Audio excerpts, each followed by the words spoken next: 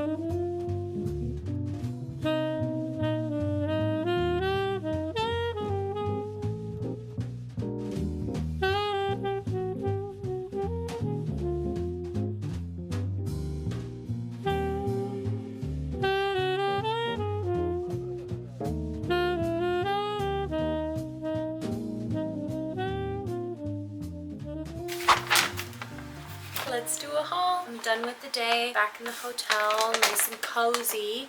So I would love to show you what I ended up getting. I am so happy with the bookstore. Those ladders, I've been wanting that since I saw Beauty and the Beast. Those 2 stories, a combination of used books, new books, rare books, absolutely loved it. So let me show you what I ended up getting. I got 2 different stickers. The first one just is Weller Bookworks. This is the second one that I got. I just thought it was really funny. Sorry, I got a call. But anyway, we're back to normal business. Now we can get into the books. I ended up getting 3 different books, 2 new books, 1 used book. I will admit, it is so stressful filming in public, and I found a section that nobody was in. I tried to secretly set up the camera and just look as if I was browsing, but I was in the true crime section. I'm not a true crime reader, but I wanted to get the footage for the video. I know. It ended up working out because that is how I found this book. This is a Victorian Murderesses. It's a true history of 13 respectable French and English women accused of unspeakable crimes. Look at this cover. Naturally, I had to get it. This is just reminding me of Gone Girl in the Victorian times, and on the back it says some of them were cool and calculating, others were passionate and impetuous. Several put villainous past behind them and went on to live long, happy lives, accused of suffocating, beating, stabbing, shooting, and poisoning a variety of relatives and illicit lovers. These are the stories of the most violent and celebrated murderesses of a deceptively innocent age. I don't think I would have ever found this book had I not been browsing the shelves, and that's why I love going to a used bookstore. Arsenic and Matrimony is the first one, and it's all divided up into the cases that we're reading about. Fun. Okay.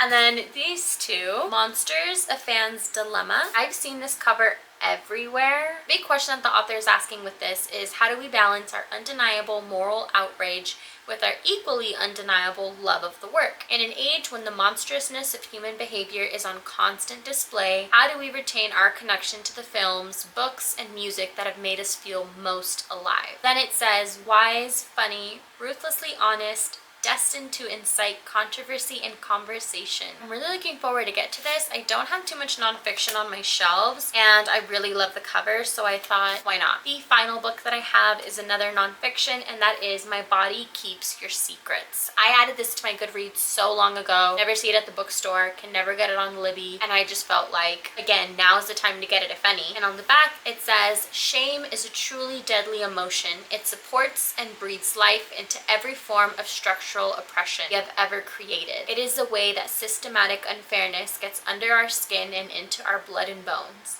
My whole life has been either a paradox or a performance. This is a memoir exploring the intricacies of abuse, trauma, and shame through the voices of women, trans, and non-binary people around the world. In her own deeply moving testimony, the author speaks on vulnerability and acceptance and the reclaiming of ourselves in a world that repeatedly asks us to carry the weight of the shame of the atrocities committed against us. What a range in the books that we got today. Although kind of. Some could label these people as monsters. This also talks about monsters, and this is a different type, focusing on what happens to the people that deal with these monsters. I didn't notice until now, but you can kind of see a trend in the books that I ended up getting today. I was also debating getting the play of Fleabag. I love watching this show. It's one of my all-time favorites. I will rewatch it time and time again, and they do have the play in a book form. Now I'm regretting not getting it. These are the 3 books that I ended up getting at the first bookstore. In case you end up traveling to Salt Lake City, Utah, I definitely recommend going out and checking Weller's. And I'm really happy that I ended up going. Thanks for watching.